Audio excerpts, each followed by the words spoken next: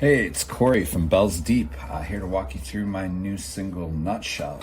It's a cover of the Alice in Chains song from the album Jar of Flies. I did a very minimalist take here on this particular track.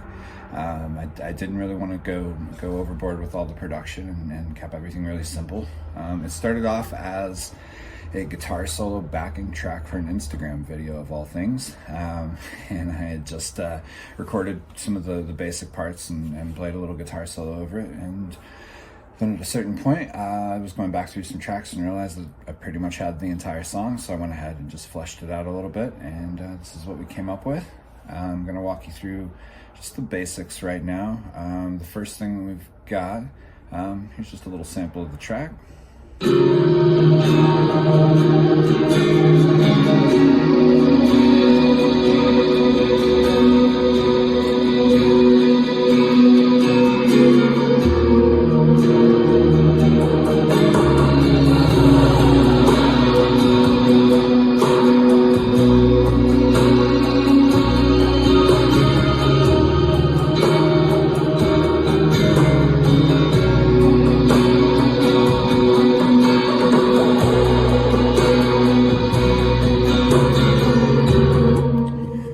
So what you're hearing there is basically just the most simple stuff. We've got a drum kit, we've got acoustic guitars, we have a synth bass, and we have a synth, which was Mellotron, I believe. Basically, everything that I've got so far is the sound of the synth is just this.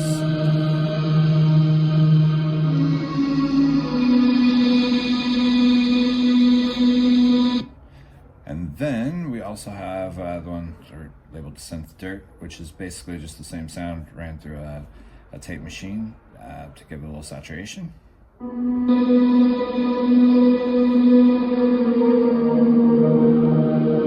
Kind of darkens things up a little bit. Then we've got the synth reverb track, which is just going to be the synth. This one I believe was sent through the Lexicon T24, the famous atmospheric patch.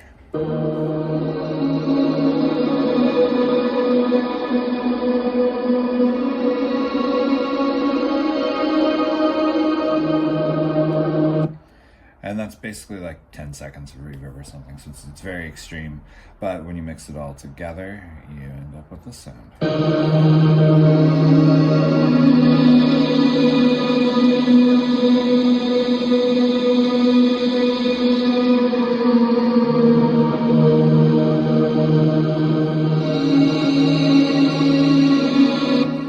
Forgot to mention there's also a stereo delay on one of the tracks to just give everything a little bit of movement, give everything a little bit of space. But yeah, that's everything going on with the synths until we get up here to this melody that comes in with the Mellotron.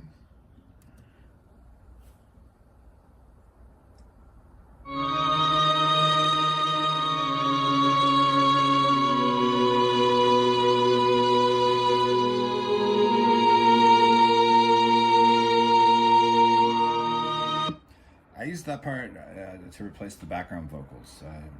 The background vocals I had recorded weren't really sitting well with me, so I decided to go a different direction. Use the Mellotron setting, and this also has a reverb, the Lexicon as well. Check this out.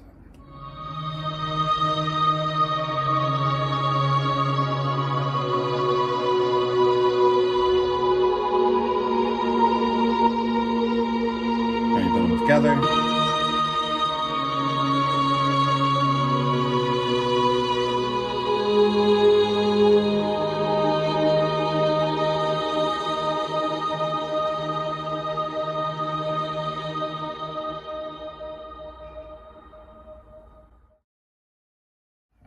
This is a very simple track. I went with the minimalist idea of just keeping the bass part as simple as possible, just to provide that basic low end, and just try to keep everything as solid as possible.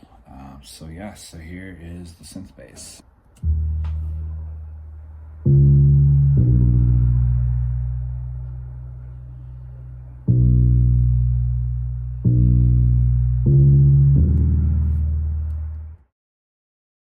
The vocal track is very simple. It's one track. There's no doubles, no harmonies, nothing. Just the raw vocal, ran through an echoplex and a reverb.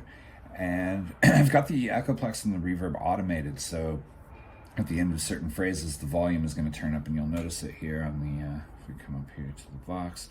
If you watch the Vox Plex and the Audio 14 here, they actually change volumes to kind of accentuate the effect at the end of the phrase. So I'll play you the whole thing here, and then I'll solo.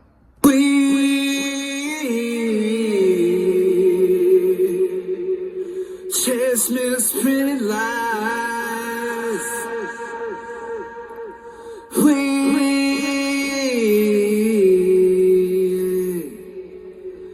face the path of time. So you can really hear the echoes and the reverb being brought up to really enhance that effect. But it's a very, very simple vocal, very simple production on that. All right, we're going to take a look at the drums. The drums were pretty simple on this one too, just a basic drum track that had been mixed down from all the individual instruments into a basic stereo drum bus. Very simple, basic, kind of a pure sound on the basic track. Sounds like this.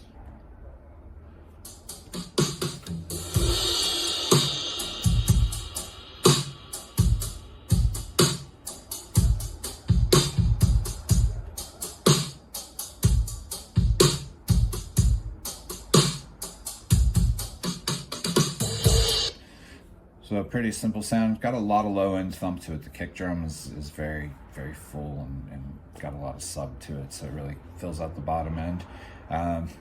Then what we've got has had a little fun with this. I added in a guitar pedal board onto my drum track. And we're using some distortion, some chorus, and a spring reverb, which is something I've never used before, but for this track, it kind of gave it that ambience and gave it that kind of industrial kind of effect that makes the drum sound distinctive and not quite natural. So that sounds like this.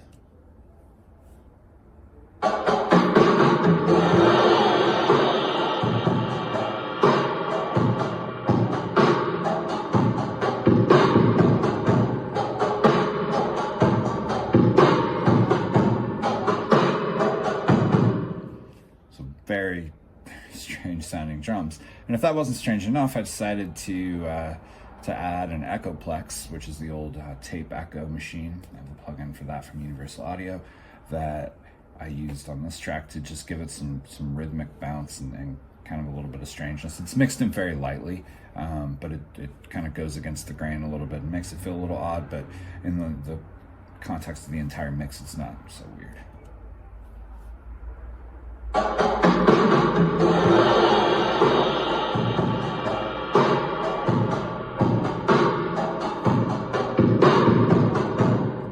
Again, it's going to make the drums just sound a little unnatural and kind of more distorted. And then when you mix them all together, and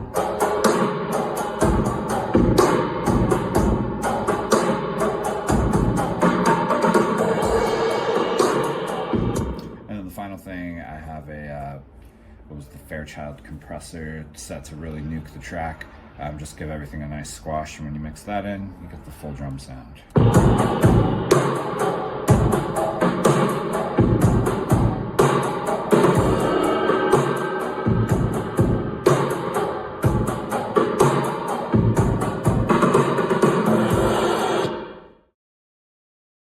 Alright, we're going to take a look at the guitar solo now.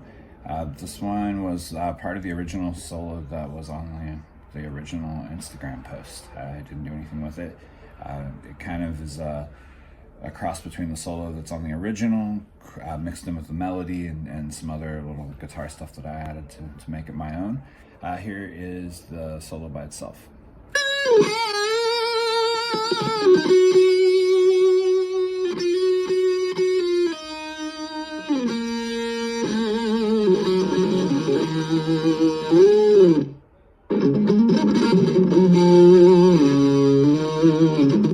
So that's the dry track. There's no reverb, no echo, nothing like that. It's just the most pure version of that sound that I could get.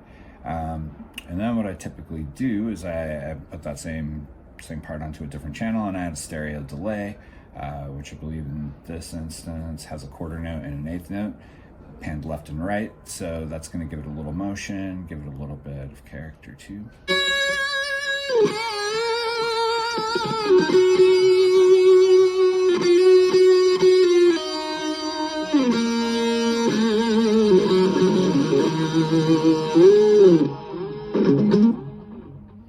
So that's going to give the solo, it's a little more forgiving to have a little echo going than just the dry, but the dry guitar is going to help keep the focus and the impact of the solo and all the notes clear. Then the last thing, I always add a little bit of reverb to the solo, and that's going to give it the space around it and really make it sit in the track and give it some depth. So that sounds like this.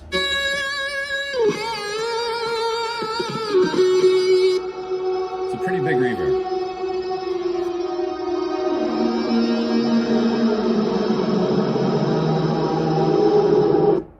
But when you mix that in with the echoes and the original,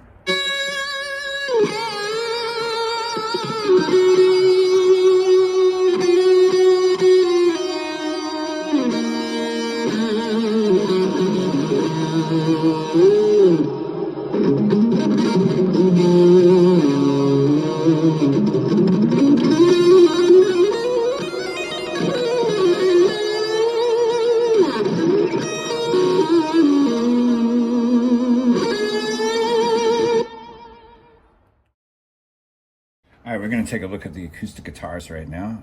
There are two acoustic parts. It's just a double track, same part played in two different channels, but I've actually broke them down over 4 different tracks to make sure to kind of highlight the natural sound of the acoustic and then a sound that's kind of the not so natural sound. So I'm going to walk you through that really quickly. Right here we've got the basic acoustic right channel guitar. Check this out.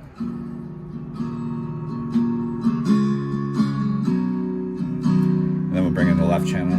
You can hear the stereo.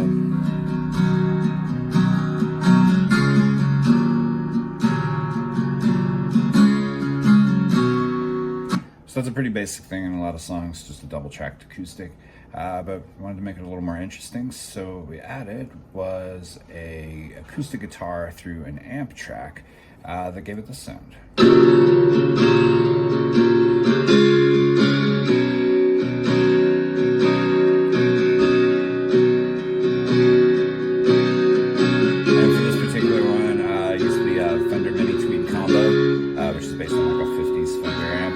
It's got a little bit of the reverb on it, a fair amount of gain to, just kind of give it a little character, give it a little bit of texture, and then mix those in. There's 2 identical tracks of that, both run through the same amp. That sounds like this. And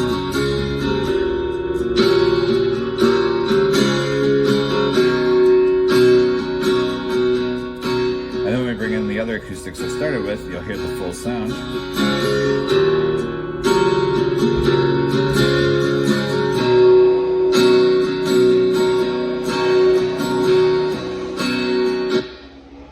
Some fucking moron has to blow down the street in this goddamn motorcycle.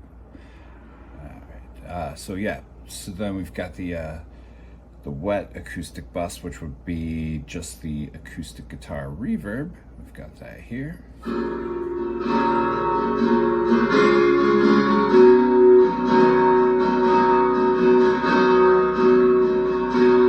And that's basically just to kind of put everything into one room, balance it all out, and then when you mix it all together, we've got this.